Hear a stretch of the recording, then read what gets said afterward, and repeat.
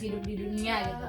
Kalau disebutin banyak banget, Iya. tapi secara spesifik yang paling berkesan banget adalah ketika aku internship di US. Karena Tahun lalu ya? tahun lalu waktu aku jadi dapat kesempatan internship di US tuh bulan Januari sampai bulan Maret, seharusnya sampai bulan April, cuman kan ada COVID nih, jadi dipercepat di bulan Maret. Nah itu sangat luar biasa banget sih, itu paling berkesan banget karena pertama aku hanya punya mimpi, aku pengen kerja atau misalnya magang, intinya aku pengen keluar negeri, gak bayar. Itu impian aku gitu kan, gimana caranya nggak tahu, tapi aku menuliskan impian itu, aku pengen ke US gitu kan. Ternyata dikasih kesempatan itu, Entah bagaimana pokoknya entah gitu gimana ya. caranya tiba-tiba ada kesempatan itu. Kenapa aku bilang kesempatan? Karena itu bukan sebuah yang something kucuk-kucuk aku dikasih, enggak. Tapi pada saat itu adalah partner aku atau bos aku. Jadi kalau di kantor akuntan publik, partner adalah semacam kayak direktur lah kalau di perusahaan besar gitu kan. Nah partner di kantor aku pada saat itu sedang conference di Australia. Kemudian salah satu partner di Australia bilang ada kebutuhan auditor nih di KAP di US, ada yang bisa send delegation nggak, karena biasanya mereka dapat dari Australia, cuman Australia lagi penuh banget nih, nggak bisa ngirim orang, kira-kira ada yang berminat atau enggak. Dan dia ngirim itu ke semua afiliasi kantor kita di seluruh dunia, which is nggak cuman kita doang dong. Dan pada saat itu ketika bosku ngasih ngomong kayak gitu, aku nggak pakai mikir lagi, aku langsung bilang Oke. ya mau. Gimana caranya? Itu aku nggak pakai mikir, nggak pakai nanya kira-kira gue bisa nggak ya, persyaratannya apa aja ya, ribet nggak ya, nggak, gue nggak pakai kayak gitu, gue langsung oke, gue mau, gimana caranya, udah gitu, langsung dikasih emailnya, langsung dikasih tahu persyaratannya apa aja, langsung submit. Ada prosesnya juga, ada interview gitu kan, terus ada persiapan macam-macam lah, segala macam. Intinya kesempatan itu aku ambil dan alhamdulillah lolos, dan itu adalah pengalaman paling berkesan, luar biasa, parah, life changing moment lah gitu. Mungkin aku bisa mention 3 ya. Tadi 1 US, kedua adalah ketika aku dapat workshop di Asia Works namanya, mungkin teman-teman yang tahu, itu kayak self development sih. Di situ aku training self development untuk diriku sendiri selama kurang lebih 10 hari. Jadi 7 harinya ini 10 atau 9 ya, aku lupa deh. Apa 7 hari ya, lupa deh. Pokoknya 5 harinya itu dilakukan di jam kerja dari jam 7 sampai jam 12 malam. Kemudian pas weekend itu dari jam 8 pagi sampai jam 4 sore. Dan itu fokus untuk training self development banget. Sehingga di situ aku ngerasa diriku terdevelop jauh lebih baik dibanding sebelumnya. Bener-bener jauh banget deh gitu kan. Dan itu aku beruntung banget aku dapet kesempatan itu. Yang kedua, yang ketiga ya ini yang paling berkesan, keterima beasiswa. Men, 6 tahun coy, nunggu lama gitu. So far yang paling berkesan itu 3 itu. Oke, buat pertanyaan selanjutnya, kan Mbak Sagita dikasih kesempatan untuk hidup di generasi selanjutnya atau reinkarnasi nih, kita bisa reinkarnasi. Apa yang bakal Mbak Sagita lakuin yang gak bisa dilakuin di hidup yang sekarang? Apa ya,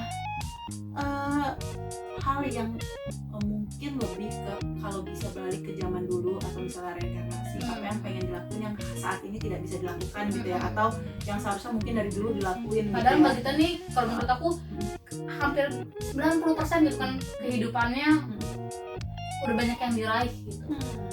Tapi apa yang masih Mbak Gita belum bisa lakuin di kehidupan yang sekarang jika bisa reinkarnasi? Asik. Aku merasa hal yang paling penting adalah pertama, aku pengen jadi orang yang lebih efektif dan efisien dalam waktu gitu kan. Aku merasa aku membuang waktu lumayan lama pada saat tahun 2015. Ada fase-fase di dalam hidup aku yang merasa aku sangat membuang waktu. Contohnya waktu SMA, aku ngerasa SMA aku kebanyakan main, sehingga teman-teman aku yang pada saat SMA, ya you know, aku kan SMA 8 ya, SMA 8 itu kan anak-anaknya ambi gila, sedangkan gue tidak ambi gitu kan, sehingga gue melenceng nih gitu. Terkadang gue berpikir kalau misalnya dulu gue belajar dengan maksimal gitu kan, mungkin gue bisa seperti teman-teman gue yang lain gitu kan. Tapi bukan berarti gue tidak mensyukuri apa yang gue dapat sekarang. Ibaratnya teman-teman gue jalannya lurus, ya gue harus kayak berkelok-kelok lah, tapi ujung-ujungnya sama gitu kan. Itu sih, kayak gue pengen lebih efektif dan efisien gitu. Dan kedua, kalau bisa gue tidak melakukan hal itu, gue nggak pengen. Contohnya adalah makan sembarangan dan obesitas. Gue mengalami obesitas di tahun 2013, 14, 15, 16, 17. Wow. 5 tahun. 13, 14, 15, 16, 17 ya. 5 tahun itu gue berada di fase gue obesitas. Karena gue merasa gue punya duit, gue menghabiskan duit gue buat makan sesuka hati yang tidak bisa gue makan sebelumnya. Terus gue lebay gitu, gue norak gitu kan intinya. Itu gue tidak pengen mengulangi hal itu. Kalau gue bisa reinkarnasi, gue mau menjadi orang yang santai gitu loh, chill. Kalau ngeliat makanan nganggur tuh biasa aja gitu, nggak semuanya diembat gitu kan. Itu sih, sehingga membuat gue sekarang susah banget nurunin berat badan. Jadi gue pengen jadi orang yang apa ya, sederhana lah gitu. Terus sederhana dalam hal makanan ya. Maksud gue ya udah makan yang cukup, makan yang sehat, nggak usah yang berlebihan, biasa aja gitu, santai gitu, itu sih gitu. Terus apa lagi ya, gue pengen menjadi orang yang lebih sabar. Karena ada masa dimana gue tidak bisa mengontrol emosi gue di 2016-17 kalau nggak salah. Itu gue tidak bisa mengontrol emosi gue yang menyebabkan orang-orang yang kerja bareng gue sebel sama gue gitu. Tapi gue sadar gitu, tapi memang itu gue nggak bisa kontrol pada saat itu. Nah sekarang alhamdulillah gue udah mulai belajar mengontrol itu dari tahun 2018, 19, 20, 21, still in process gitu kan.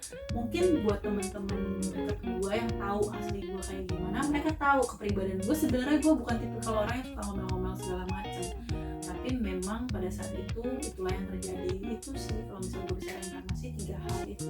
Pertama, gue pengen lebih efektif dan efisien. Kedua, gue pengen menjadi orang yang lebih sehat, santai makannya. Ketiga, gue pengen jadi orang yang lebih bisa mengontrol emosi. Yang terakhir nih ya, pesan apa yang ingin disampaikan untuk para pengikut akun YouTube? Bagaimana cara memaknai kehidupan kita saat ini, kemudian meraih mimpi kita step by step, itu bagaimana Mbak? Follower Ria ngomong-ngomong emang profilnya seperti apa? Biar gua nggak salah nih ngomongnya. Gitu, aku udah 5.000 orang loh. 5.000 Terus ke atas lah. Tapi yang aku lihat rata-rata usianya itu sekitar 25 ke bawah sih. Jadi masih generasi muda lah. Jadi ya, okay. Bisa jadi support gitu kan buat kaum muda saat ini. Oke, siap. Oke, buat followersnya Ria, teman-temannya Ria online, yang bisa aku sampaikan adalah pertama, jangan membuang waktu pada masa muda secara cuma-cuma. Terlebih lagi semenjak COVID, kita disadarkan bahwa waktu yang kita habiskan itu menjadi sangat berharga. Sebisa mungkin kita harus mengisi waktu kita dengan hal-hal yang bermanfaat, positif, berguna untuk diri kita sendiri dan orang-orang di sekitar kita gitu kan. Belajar balance lah. Misalnya kalian pengen senang-senang, pengen have fun gitu, tapi jangan lupa apa yang ingin kalian capai di dalam hidup kalian gitu. Jangan cuman kayak yang penting gue pengen cuan, gue pengen duit, gue pengen tajir, gue pengen jadi orang terkenal kayak misalnya Rahel Fenya atau Aukarin atau Anya Geraldine atau siapa lagi yang terkenal yang cowok-cowok, gue nggak tahu ya. Maksud gue, oke, lu boleh punya mimpi yang luar biasa kayak gitu, tapi dipikirin juga how-nya gitu, caranya gimana gitu, karena tidak ada orang yang cuman duduk dengan semudah itu dengan ya. semudah itu, nggak ada. Mungkin kalian lihat kayak mungkin Rafathar kayak gitu, tapi Rafathar itu kan Nagita dan Raffinya kan kerja keras luar biasa gitu kan, sehingga intinya adalah please kalian harus manfaatin waktu masa muda kalian dengan semaksimal mungkin. Dan kalau misalnya kalian suka belajar gitu kan, suka belajar, maka tuntutlah ilmu setinggi mungkin, dan kalau bisa keluar negeri aja gitu. Selagi masih bisa selagi gitu ya. masih bisa, selagi masih muda, masih semangat, masih menggebu-gebu, please keluar negeri. Kenapa? Karena kalian akan melihat wawasan lebih luas yang kita tidak temui, dimana masyarakat Indonesia itu, sorry to say, masih narrow minded ya, masih pemikirannya tuh masih sempit gitu kan. Ketika kalian nanti keluar negeri, kalian akan melihat orang dengan berbagai macam perspektif, yang Gitu ya. karakter perspektif yang luar biasa, sehingga pemikiran kalian menjadi lebih luas gitu. Saran gue itu buat teman-teman yang suka belajar, please tuntut ilmu sampai luar negeri. Kedua, buat yang suka bekerja, please jangan bekerja hanya karena kalian mau bayar tagihan, atau karena cuan, atau karena gaji, atau karena gaya hidup, tapi bekerjalah karena itu hal yang kalian suka. Kenapa? Biar nggak kayak jadi zombie man yang kayak lu kerja, pulang capek, tidur, tahu-tahu gajian, tahu-tahu besok gaji lo udah habis, udah gitu aja terus gitu kan. Itu kayaknya nggak asik banget coy gitu. Tidak menikmati. Tidak menikmati. Jadi lu lu boleh kerja, tapi carilah pekerjaan yang lu suka gitu, yang lu suka, duitnya banyak, terus lu jalannya enjoy. But misalnya kalian di dalam kondisi yang kagak bisa, kalau gua mau cuan gue banyak maka gua harus kerjanya ini ya, but at least try to find hobby gitu kan. Cari hobi, berarti kan kalau yang namanya hobi kan hal yang lu suka nih, yang bisa menghasilkan uang gitu. Misalnya lu suka main HP, gadget segala macam, iya kenapa lo nggak lu jadi konten YouTuber ya kayak Ria ini, dapat duit dari YouTube walaupun mungkin hanya bisa buat skincare gitu kan, atau buat beli pulsa gitu, atau buat hal-hal receh, Setidaknya ada tambahan gitu, dan ada usaha dan itu hal yang dia suka gitu kan. Jadi biar hiburan dari pekerjaan yang membosankan, jadi biar lebih bermakna kan. Tadi kan pertanyaannya bagaimana memaknai hidup, nah kayak gitu. Terus gimana caranya supaya bisa terus konsisten dalam menjalani hidup, atau gimana biar ada maknanya. Jujur kalau aku pribadi, aku membuat jurnal, aku membuat catatan mengenai hal-hal apa aja yang mau aku capai dalam hidup ini. Jadi aku membuat kayak target 5 tahun, target 1 tahun, target 10 tahun, apa yang mau aku capai. Biasanya aku tulis tuh. Jadi ketika along the way kita menjalani itu, terus kita lupa gitu kan, gitu ya. kita melenceng, ada negara api menyerang, tiba-tiba melenceng, lalalas kemana, COVID menyerang gitu kan, kadang kita down gitu kan, kita baca, dulu gue pernah nulis ini nih tanggal sekian, gue bisa nulis ini, masa sekarang gue bisa lupa gitu kan, ini siapa yang nulis, masa hantu gitu kan. Itu jadi itu sih, gue punya buku yang gue tulis dari tahun 2010 gitu kan, berarti udah sekitar 11 tahun gue punya buku ini, dan alhamdulillah buku itu membantu gue menjalani hidup gue lebih bermakna gitu, ada arahnya. Karena sungguh tidak asiknya menjalani hidup yang lu merasa ini hidup gue, tapi kok gue ngerasa kayak hidup gue diatur orang lain ya gitu, atau kayak kok gue tidak enjoy ya terhadap diri gue atau hidup gue gitu. Mungkin ada something wrong yang tidak lu nikmati dalam prosesnya. Jadi belajar menikmati proses adalah yaitu mengenali diri lo sendiri, habis itu mencoba menulis apa yang mau lo capai segala macam. Dan satu lagi yang paling penting, ada satu istilah namanya be in present, atau satu kata namanya mindfulness. Jadi mindfulness itu kalian berusaha ketika kalian menjalani sesuatu, ya udah be in present. jalanin semaksimal mungkin. Kalian ada di situ dan kalian menjalaninya dengan sepenuh hati. Mindfulness itu adalah kita melakukan sesuatu dengan sepenuh hati, dengan kondisi sadar bahwa kita sedang menjalankan itu. Seringkali kan kita menjalani sesuatu nih, kayak misalnya kita kerja, tapi pikiran kita lagi ke rumah, pikiran kita lagi jalan-jalan kemana segala macam. Nah itu gimana supaya bisa lebih bermakna, belajar yang namanya mindfulness. Oke, Mbak Gita, jadi dari sekian banyak pertanyaan, poinnya banyak banget yang dikasih sama Mbak Gita ya. Mudah-mudahan kuliahnya lancar, segera menyelesaikan semua persyaratan yang dijalankan saat ini untuk berangkat di bulan Agustus, bulan depan. Udah mepet banget ya. Dan terima kasih buat Mbak Gita buat masukannya, terus sharingnya.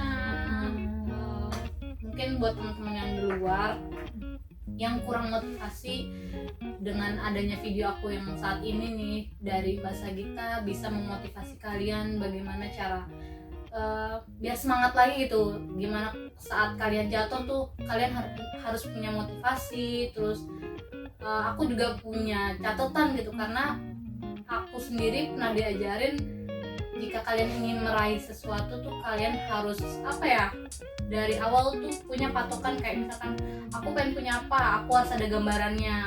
Nah dengan aku membuat jurnal yang sama seperti Mbak Gita, aku jadi tahu nih step-step apa yang udah aku lakuin selama ini, dan jika di tahun berikutnya gitu kan somehow udah bisa ngomong somehow dia. Ngerti juga nggak somehow apaan, Bri? Ya pokoknya gitu lah. Kalau Kalau misalkan di tahun berikutnya kita udah ngelewatin, misalkan kita punya catatan di tahun 2020, kan kita di 2021, kita bisa ngeliat nih catatan di 2020. Oh ternyata mimpi kita yang ini udah selesai gitu kan, yang ini udah selesai.